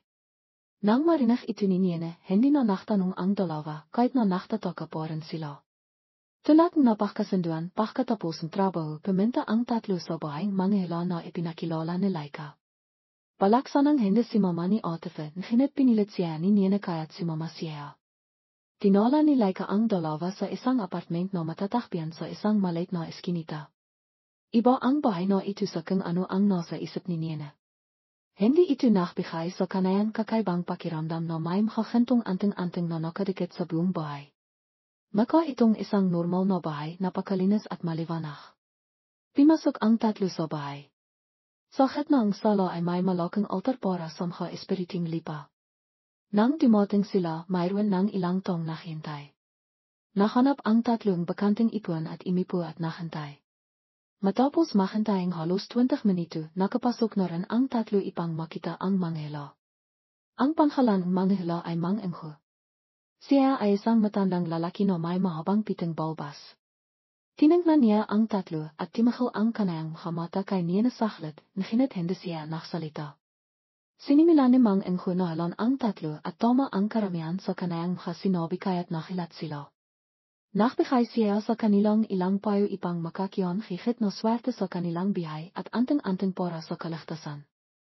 Nang papalabas na ang tatlo, itiniro ni Mang Engho si Nina at sinabi, maaari ka bang manatili saglit? May gusto akong sabihin sa iyo. Nang marinig nila iyon, nakilat silang tatlo, ngunit sumang-ayon si Nina sa mangkay. Sinabi niya sa dalawa na maghintay sa labas. Matapos limabas ang dalawa, nagtanong si Mang Engho kay Nina, may namatay sa pamilya mo kamakailan, hindi ba? Opo. Paano ninayo nalaman iyon? Nakilat si Nina nang marinig niya ang kanayang tanong. Hindi sinagot ni Mang Engho ang tanong ni Nina. Nagpatiloy siya sa kanayang sinasabi, ang pagkamatay ng iyong kapamilya ay hindi normal. Anong ibig ninang sabihin? Ang iyong kapamilya ay sinapian Jaima na nagtilot ng sakit na ikinamatay niya. Hindi siya pumapayag kaya madalas niyang pinipintahan ang taong sumapi sa kanaya ipang makikanti. Dahil masyado siyang kinakambalan multo, sinapian niya rin ang kaliliwang namatay kaya't hindi makakayat sa langit ang iyong kapamilya. Dahil sa Jaima na iyon, nasasaktan ng husto ang kaliliwang iyong kapamilya. Sinit-sinot ang kasorpresang natanghap ni Nina. Nakakalihan pa rin siya sa impormasyong natanghap niya. Sa puntong ito, ibinalik siya sa realidad ng buses ni Mang Engho. Simula nang mamatay ang iyong kapamilya, binisita ka na ba niya? Opo, 2 beses. Isang beses nang mamatay siya at isang beses kagabi. Pero Mang, bakit hindi nagtatahol ang pagbisita niya sa akin? Sinabi niyang mayroon siyang samang loob, ngunit hindi niya nasabi ang kanayang dahilan bakit siya naklaw. Maaari itong ipaliwanag sa ganitong paraan. Noong inang bimisita siya sa yayo, kakamatay pa lamang niya at hindi pa sapat ang kanayang lakas ipang manatili sa mundong mabihay. Noong panghalawang beses na bimisita siya sa yayo, napasikan na siyang Jaima. Kahit na maaari pa rin siyang limitap sa iyong panahinip, sandali lamang siya bago siya may balik sa Jaima. Ano ang dapat kong gawin, Mang? Paano ko matitilinghan ang aking kapamilya? Dapat ilakay ng humawang Jaima ang anting-anting na ito sa ilinan ng kanayang kama. Keng makikyo mo ang anting-anting at sisinahan masisira ang katanikalang bimibiyak sa kaliliwang iyong kapamilya. Pagdating panahon yaon, babalik ang anting-anting sa tong gumawa nito, na maaaring maktilot ang pagkalito o kamatayan. Kaya sinasabi ni Neo na sinapian tong iyon ang kapamilya ko na naktilot ang sakit na ikinamatay niya. Anong iring haima yaon? Ito ay isang iring haima na isinapi sa isang manika na mayroong nakasulat na numero luyang tong isinapian. Ang tong isinapian ay hindi makakaroon ka anak. Paglipas ang panahon, maktilot itong sakit at kamatayan. Hindi maaaring sirain ang haima na ito. Kahit na mamatay ang tong isinapian, dapat lamang itong ilabang. Kung sisirain ito, maktilot itong sa kinasa pamilayang tong simapi. Alam na Neo ba kung sino ang simapi? Hindi ko alam, ngunit siya ay isang tong may malalim na samang loob sa iyong kapamilya. Pagkatapos, nakbilan po sa mang enghubaho imalas si Niena. Nang makiwi siya, imilit-ilit sa isipan niya ang sinabi ni Mang Engho. Kung totoo ang sinabi niya, napakahirap ng biyahing kanayang tiyan. Naktaka si Niena kung sino ang morang nakalit sa kanayang tiyan ipang makawa ito sa kanaya. Pagkatapos makisip sandali na alam ni Niena na si Aling isang lamang ang morang gumawa nito. Bukod sa kanaya, wala siyang maisip na tong napuput sa kanayang tiyan na morang gumawang ganitong bahay. Kinabikasan pagkatapos ng trabaho, tahimik porang nahanap si Niena ng parang ipang makiwa ang anting-anting tulad ng sinabi ni Mang Engho. Habang nakisip si Niena, narinig niya ang isang buses sa tabi niya, Niena. Nang limangon si Niena, nakita niya si Junior na nakatayo sa harapan niya. Nang makita niya siya, nadismaya si Niena at naksalita, bakit ka nandito? Hindi ba't sinabi ko na sa iyo noong nakaraan? Pero hindi ako papayag na makiwalay tayo. Mahal na mahal kita. Sa totoo lang, mahal pa rin ni Niena si Junior. Ang 8 taon nilang relasyon ay hindi basta-basta makakalimitan. Ngunit matapos marinig ang sinabi ni Mang Engho, matapos malaman ang ginawang nanay niya sa kanayang tiyan, hindi papayag si Niena na himina ang kanayang peso kay Junior.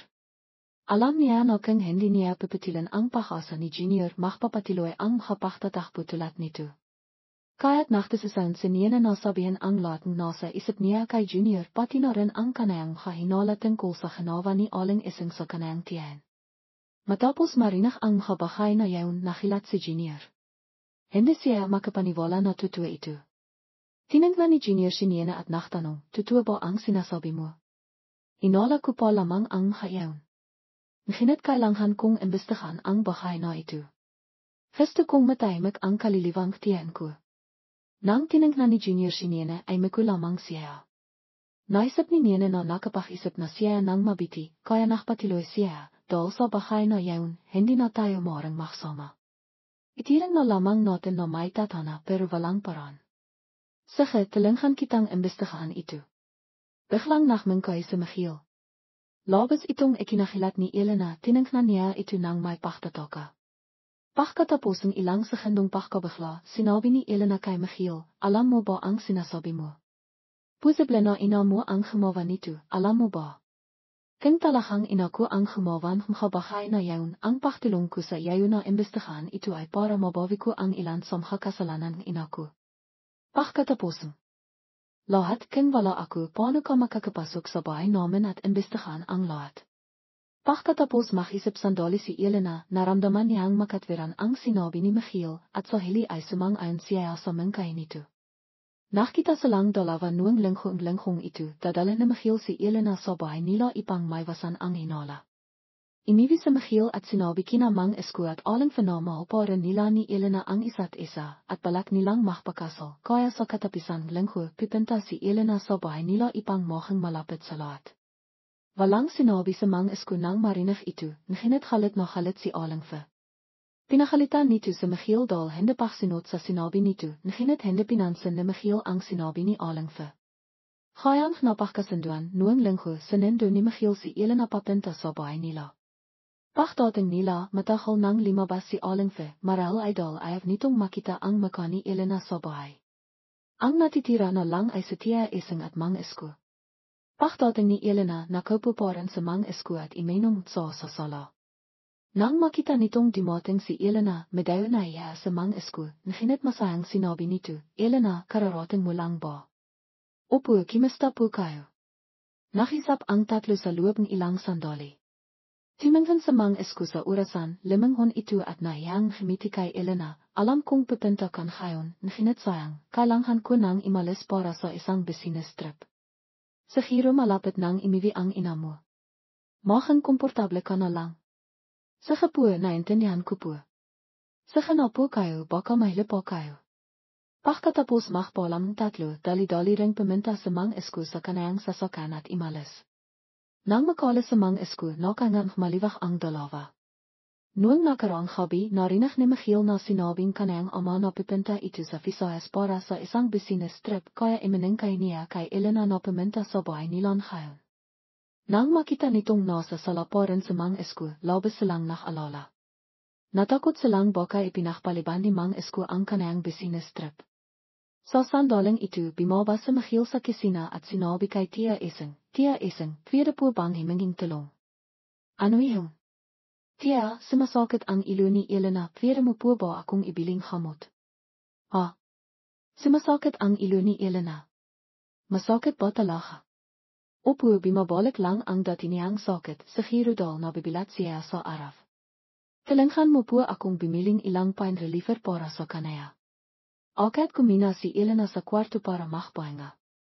Nang marinig ito ni Tia Ising, dali-dali itong tumakbo para bimiling hamot. Pagkalis ni Tia Ising, hindi na nakpanghap na sumasakit ang ilo ni Elena. Dali-dali silang imakayat ni Michiel sa kwarto ni Alingfe. Pagdating sa harap ng pintong kwarto, kiniya ni Michiel ang sisi sa kanayang bulsa ipang buksan ang pinto. Parang ikhalini Alingfe at mang esku na ilok ang kanilang kwarto kapag imalis ng bahay at ang sising kwarto ay nasa kanila lamang. Pagkatapos machte sa sound ni Michiel na talinghan si Elena na simila itong makisip kung paano makikiwa ang sising kwarto ng kanayang hamahalang. Ang trabaho ni Michiel ay isang designer kaya nakakapagtrabaho ito sa bahay. Noong araw na iyon, nang makita nitong natutulog si Alingfe, tahimik nitong kiniya ang sising kwarto ng kanayang ama at nakpahawang dakdak na sisi. Pagkatapos, ibinalik nito ang sisi sa dating lugar bago makising si Alingfe. Dali-dali nilang siniri ang kwarto. Dali-daling siniri ni Elena ang ilinan ipanghanapin ang anting-anting. Inalahok naman ni Michiel ang ilang drawer ng kanayang ina. Gusto nitong makanap ang katibayan na hindi kakawin kanayang ina ang makabahay na yaon baka nakamali lamang si Elena. Halos walang saysay ang lahat ng pagsisikap ni Michiel nang makanap itong isang talarawan ni Alingfe. Nakasalat ito ang lahat ng damdamin ni Alingfe nang malaman nitong may ibang baba sa mang esku. Lahat niyon ay makasalitang Pinoy kami at pagkatapos ay ang kasiyahan nang mapalanan kilam ang baba. Nang mabasa ni Michiel ang halinang ito, hindi nito maiwasang maniwala na totoo ang pakikilam kanayang ina sa ibang tao. Habang nakatayo pa rin si Michiel na tulala nang mabasa ang talarawan, masayang tuminok ang buses ni Elena sa tabing nakita ko na. Bitina lang. Limangon si Michiel at nakita nitong may hawak na hantong anting-anting si Elena. Sa anting-anting na iyon ay nakahit ang ilang kakaibang simbolo sa palang tinta. Nakita niya ito sa ilalim kitsong sa natutulog ang hamahalang ni Michiel. Nang makita nitong nakatayo lamang si Michiel na hindi makalaf na may masakit na muka, naintindihan din ni Elena ang damdamin nito. Nang balak na nitong lapitan si Michiel ipang alivin ito, narinig ng dalawa ang tinuhong makinang kotse sa ibaba.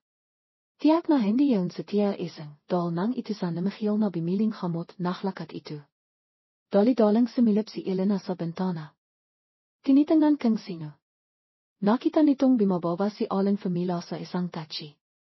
Madaling tumakbo si Elena kay Michiel at sinabi, nandito na ang ina mo. Limabas na tayo. Dali-dali silang limabas ng kwartong iyon. Hindi rin nakalimitan ni Michiel na ibalik ang talarawan sa dating lugar nito at paglabas, nilok rin nito ang kwartong kanayang hamahalang. Pagkababang dalawa sa sala, pimasok si Alingfe mula sa labas. Nang makita nitong tumatakbong pababang haktan ang dalawa, akat itong nakpakitang hindi mahandang disposisyon. Inala nitong dinala ni Michiel si Elena sa kanayang kwarto. Sinabi nito nang may pangangataya, Elena, baba ka, bakit hindi ka marinong makdalang sarili mo? Hindi pa kayo kasal pero tumatakbo ka na sa pribadong kwarto ng boyfriend mo. Ina, hindi kasalanan ni Elena, sumasakit lang ang ilo niya kaya inakayat ko siya sa kwarto para makpahinga. Sumasakit ang ilo. Nachtpapanghap lang yan. Siguro ang tiyain mo ay nachtpapanghap ding may na kaya nakakapagsiya sa asawa kong matahal. Ano ang mayroon sa mababang irang boba na yaw na hindi kayang mahko na kaya siya minaong asawa ko? Ina. Tama na. Hindi ka ba natatakot na babalikan ka niya sa hobby? Pagkatapos sabihin iyon, halit na hinila ni Michiel si Elena Paulus. Mabilis din nitong inihatid si Elena Pauvi. Halit na halit si Aling Fanang sisin siya ang kanayang anak. Nang habang iyon, habang mahimbing na natutulog si Aling Fa sa kanayang kwarto, sa hating habi bigla itong nakaramdam hirap sa pahanga. Parang may kamay na sinasakal ito. Dahil sa hindi komportableng pakiramdam, hindi na nakaya na ni Aling Fa at iminilat ang kanayang mata. Pagkakising ni Aling Fa, bumingkat sa kanaya ang mapitlang mukha ni Aling Wa, ang mapipilang mata nitong pinuang halit na nakatitak kay Aling Fa. Hindi sinasakal ni Aling Wa si Aling Fa, ngunit tila may nakarang sa lalaminan ni Aling Fa, kaya hindi ito makapaglabas ang tinoh. Nang makita ang masakit na mukha ni Aling Fa, nasiyaan si Aling Wa at timawa.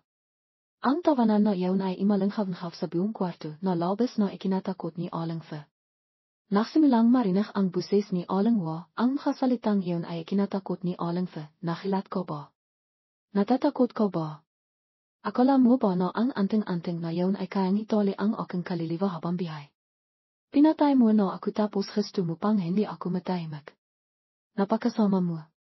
Nagsalita si Aling Wa, ngunit hindi makasahot si Aling Fa, tangang ang mata lamang nitong pinuang sakit ang nakatingin sa kaliliwa nito. Pagkatapos ibius ang lahat na sa piso nito, milang naklaw si Aling Wa. Nang maklaw si Aling Wa, bumalik sa normal ang katawan ni Aling Fa, nawala rin ang hirap sa pahanga. Nang bumalik sa normal ang katawan nito, agad itong bumangon, tumingin sa paligid, hindi may tahong mukha nito ang takot. Samha sa minut na araf, madalas makita ni Aling Fa ang kaliliwa ni Aling Wa. Dahil dito, hindi ito makatilohong mahimbing, ang isipan ni Aling Fa ay medayo hindi na matatak, palaki itong natatakot sa lahat. Pagkatapos ay nalala ni Aling Fa ang anting-anting sa ilalim ng kanayang kitson. Dali-dali nitong tinaas ang kitson at napansin nitong nawala na ito. Dahil sa pagkawala nito, nakabalik si Aling Wa at sinira ang biyahe nito. Dahil sa pagkawalang anting-anting, natakot si Aling Fa. Hindi nito alam kung sino ang nakakalam sa pakiral nito at nakakya nito. Sa pagkakataong ito, nalala ni Aling Fa na nang pumunta si Elena sa bahay nila, sabay silang tumakbo ni Michiel pababang haktan, kakaiba rin ang ikali ni Michiel sa kanaya kamakailan. Palaki itong nakatingin sa kanaya na may mata na pinuang pagkabiho. Pagkatapos iknay-iknayan ang lahat ng bahay, alam ni Aling Fa na malamang na kiniha ni Elena at Michiel ang anting-anting. Si Aling Fa mismo ang nakikilam kay Aling Wa kaya hindi ito nakakonak, na himantong sa sakit at kamatayan nito. Nang panahon iyon, pagkatapos madisharga mila sa ospital, hindi pa rin matanghap ni Aling Fa na may ibang boba sa mga esko sa labas. Tinawakan niya si Aling Filia at imiyak habang nagsasabing kanayang mga problema. Sa panahon iyon, pareho nilang inisip na kinilam ni Aling Wa sa mga esko. Ipinakilala ni Aling Filia kay Aling Fa ang isang mangkikilam na dalibhasa sa kilam sa kabindagan na may layuning alisin ang kilam kay mga esko. Sa panahong iyon, hindi alam ng mangkikilam kung anong iring kilam ang ipinalan kay Mang Esko kaya hindi sila nito matilanghan. Sa halip, tiniro niya sa kanila ang ibang paraan, na ang kilaman ang taong nakikilam kay Mang Esko, na naktidilot sa taong iyon na inti-inting makasakit at mamatay. Sa panahong iyon, isipin lahat na namatay siya dahil sa sakit, ngunit mangyayari ito ng inti-inti at hindi madali. Kapag namatay ang taong nakikilam, maaari nang masira ang salamangka sa katawan nito. Dahil mahal ni Aling Fa ang kanayang asawa, hindi na ito nakisip maraming at sumang-ayon sa mangkayang mangkikilam. Iyon din ang dahilan kung bakit pagkatapos. Pumunta ni Aling Fa sa bahay ni Aling Wa ipang humawang enhay, hindi na milang nakpakita si Aling Fa sa bayan ni Elena. Nang matanghap nito ang balita na namatay si Aling Wa, labis na nakalak si Aling Fa. Naniniwala itong kapag namatay na si Aling Wa, tiyak na makakalimitan na ito ni Mang Esko at tatanghapin ang isang asawang tulad niya, ngunit iyon lamang ang inaisip ni Aling Fa. Pagkatapos mamatay si Aling Wa, araw-araw na nabiyahe si Mang Esko sa kalangkitan dahil sa pananabik sa kanayang minamahal. Animan ang hawin ni Aling Fa, hindi nito malas ang imahe ni Aling Wa sa isipan ng kanayang asawa. Nang mamatay si Aling wa, tila alam nito ang lahat ng ginawa ni Aling Fe sa kanaya noong nabibiyay pa ito, kaya gabi-gabi itong nakpapakita ipang takitin si Aling Fe na nakahangsani ipang mabiyay si Aling Fe sa takot. Mili pementa si Aling Fe at Aling Gilia sa mga kakilang. Gumawa itong anting-anting para kay Aling Fe ipang ilakay sa ilinan ng kanayang koma. Pagkatapos magkaroon anting-anting, hindi na nakita ni Aling Fe na bumalik si Aling wa ipang hanapin ito, at dahil dito ay naging mas mapayapa ang pagtilok nito. Noong araw na iyon kisang sinabi ni Aling Fe kay Michiel na tawagan si Elena ipang pumunta sa bahay nila. Ikinakilat ito ni Michiel na hinit sa ninotparan niya ito. Pagdating ni Elena sa bahay, naghintay na si Aling Fe sa kanila sa sala. Bago pa man makapagbigay si Elena, agad na sinampal ni Aling Fe si Elena ng malakas. Napakabilis ang paghalaw ni Aling Fe kaya hindi nakapurma sina Michiel at Elena. Pagkatapos ng ilang sekundong pagkabigla, mabilis na niyakap ni Michiel si Elena at sinabi ng malakas, "Ina, anong ginagawa mo? Bakit mo siya sinasaktan? Tatanungin mo pa ako kung bakit. Niloko ka niya at pinagtaksilan mo ako. Mahanpan ka ang pagpalo ko sa kanaya. Anong sinasabi mo? Anong niloko ni Elena sa akin? Hindi mo kailangang makaila. Ikaw ang nakdala sa kanaya sa kwarto ko at kiniha ang anting-anting na inilahay ko sa ilalim ng kitson, hindi ba?" Nang marinig ni Michiel ang tanong ni Aling Fe, hindi ito sumagot habang si Elena nang kimama pagkatapos ng sampal ni Aling Fe, ngumisi ito at sinabi, ako ang kimihang hantong anting-anting sa kwarto mo. Alam mo ba kung bakit niya ako tinitulungan? Iyon ay dahil gusto niyang magbayad para sa ilang pagkakamali na ginawa mo. Ikaw ang nakikilam sa tiyan ko na naging sani ipang hindi siya makakonak sa buong bihay niya na himantong sa pagkasirang kanang kalisihan at pagkamatay. Napakasama mong tao. Nang marinig ni Aling Fe ang kasalita ni Elena, nakbago ang kanayang maka. Pagkatapos ng lahat, inaparan siya at ayaw niyang malaman kanayang anak ang kanayang masasamang gawa. Agad na tinitilan ni Aling Fe ang sinabi ni Elena, "Nagsisinungaling ka. Wala akong ginawa sa kanaya, namatay siya dahil sa sakit, walang kinalaman ako doon. Inakawang tiyain mo ang asawa ko sa loob ng 20 taon, sinibigan kong tisan siya. Ngayon gusto mo pa akong akisan na pinatay ko siya. Hindi ko alam ang sinasabi mong hakilang. Ina, tama na. Hindi mo pa rin inamin ang ginawa mo hanggang ngayon. Nabasa ko na ang talarawan mo, alam ko rin na ang manika na ginamit mo para kilaman ang tiyan ni Elena ay inilibing mo sa likod ng hardin. Bakit mo ginawa yun? Bakit napakasama mo? Lumilihan na rin sa Michiel sa pagkakataong ito. Si Aling Fe pagkatapos marinig na sinabihan siya ang kanayang anak na napakasama na tigilan sa loob ng ilang sandali. Nang mabawi ang kanayang sarili, nagsimilang tumilo ang makalihan ni Aling Fe at nakpakita itong ngitang pinong sakit, isang ngiti na nakatago sa likod ng kanayang liya habang imiyak at tumatawa at nagsasabi, "Pati ba naman ikaw sasabihin mong napakasama ko? Mali ba ang ginawa ko? Mali bang ipinaklaban ko ang pagmamahal ko? Ang babaeng yun ang mali nang siyang akawan ang asawa ko, inakaw niya ang pagmamahal ng ama mo sa loob ng 20 taon. Kung mahanda ang babaeng yun, tiyak na hindi ako makakalit, ngunit isa lamang siyang ordinaryong babaeng probinsyana. Bakit nalok ang loob ng ama mo sa isang taong tulad niya? Sigurado akong kinilam niya ang ama mo kaya baliw na baliw ito sa kanaya. Kapag namatay na siya, ang pagmamahal ng ama mo ay mapipinta na sa akin. Baliw ka na. Paano mo nakawangkawan ang isang bahay na tulad nito?" Nang matapos magsalita si Aling Fe, imalanghaw-nghaw ang buses na mang esko sa labas ng pinto.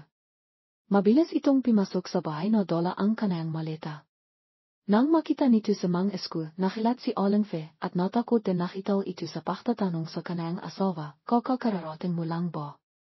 Mila nang similan mo ang kwento sa dalawang bata. Paano mo nakawangkawan ang isang bahay na tulad nito? Paano mo siya sinaktan? Dahil inakaw niya ang pagmamahal mo. Kung wala siya, tiyak na mapipinta sa akin ang pagmamahal mo, siya ang imakawang kaligayahan ko. Nakakamali ka. Naniniwala ako na alam mo ito sa buong panahon. Hindi kita kailanman minahal, pinakasalan kita. Dahil lamang sa responsibilidad kay Michiel. Ken wala si aling wa, hindi ko rin may bibigay sa iyo ang aking pakmamal, nahinit matigas kaparing ilo at hindi mo maintindihan, humahawang nakakatakot na bahay. Pagkatapos sabihin iyon, imalis sa mang esku sa bahay. Pagkalis ni mang esku, imipo si aling fasama lamang na saig at imiyak malakas. Pagkatapos ng habang iyon, nagsimilang makbaho ang pamilya ni Michiel. Ang isipan ni Aling Fa ay hindi na matinun ngayon, palaki lamang itong nasa estadong pag-alala at takot, natatakot itong bumalik si Aling Wa ipang makikanti sa kanaya. Ang pamilya ni Michiel ay wala na rin sa dating bahay at limipat na sa ibang lugar, pagkatapos ng lahat, hindi sila makatira sa bahay na may napakaraming masasakit na alala. Pagkatapos, sa payo ni Mang Denju, bumalik si Elena sa kanayang bayan ipang humawang isang pagdiriwang pahanging kapatawaran para kay Aling Wa. Hindi sinabi ni Elena na kinilam ni Aling Fa si Aling Wa sa kanayang ina, sinabi lamang nito na gawin ito ipang mas madaling makatawid ang kaliliwang kanayang tiyahin. Sumangayon si Aling Salaya sa paliwanag ng kanayang anak at hindi na nagtanong. Pagkatapos niyon, upisail na nahiwalay sina Elena at Michiel. Pagkatapos ng lahat ng bahay, hindi na sila nagkaroon ng sapat na lakas ng loob ipang harapin ang isa't isa. Sinigo rin si Elena ang ospital ipang makaral sa Amerika sa loob ng 5 taon ipang makakyan ng doktorate degree. Nang sumakay si Elena sa aeroplano, pinintahan din siya ni Michiel ipang ihatid, tinala rin nito ang isang palampon ng sunflower na gustong-gusto nito. Nagamitin ng bahaya sa Michiel kay Elena, naway magkaroon kang maraming siwerte sa iyong paglalakbay. Maraming salamat. Naway makanap ka rin kaligayahan sa lalong madaling panahon. Tumango lamang sa Michiel nang marinig nito ang sinabi ni Elena. Nakita ni Elena na ibang-iba sa Michiel kamakailan, tila pumayat ito, marahil ay mahirap ang pag-alaga sa isang pasyenteng may sakit sa pag-isip tulad ni Aling Fa. Matagal na naktitakan ang dalawa, nakpalam lamang sila nang tuminok ang buses ng empleyadong airport na nakpapalala na malapit nang imalis ang flight ni Elena. Nakpalam sila dito, bawat isa ay naklalakad sa kanilang sariling landas. Hindi alam dalawa kung ano ang mangyayari sa kanilang biyahe sa hinaharap kung makikita pa silang mili o hindi, nahinit sa kaibitiran pisong bawat isa ay palahang nagnanais ang kaligayahan para sa bawat isa. Nang pumunta si Elena sa Amerika, sinimilan nito ang kanayang bagong biyahe, nahinit palaki nitong nalala ang Pilipinas, nalala nito ang tongmal nito. Sa tiwang nakikita nito ang kamakasintahang naklalakad ng mahkawa kamay sa kalansangan, nalala nito ang relasyon sa pagitan niya at ni Michiel. Sa sandaling yaon tahimik na tumitilo ang liha ni Elena. Hindi rin noong madali sa Michiel sa Pilipinas. Sinisimilan na nito ngayon na pamalan ang kampanayang kanayang ama. Araw ng trabaho, nahinit sa hobby bumabalik ang kaalala sa pagitan nito at ni Elena sa kanayang isipan. Sa sandaling yaon, labis na nasasaktan ang puso ni Michiel.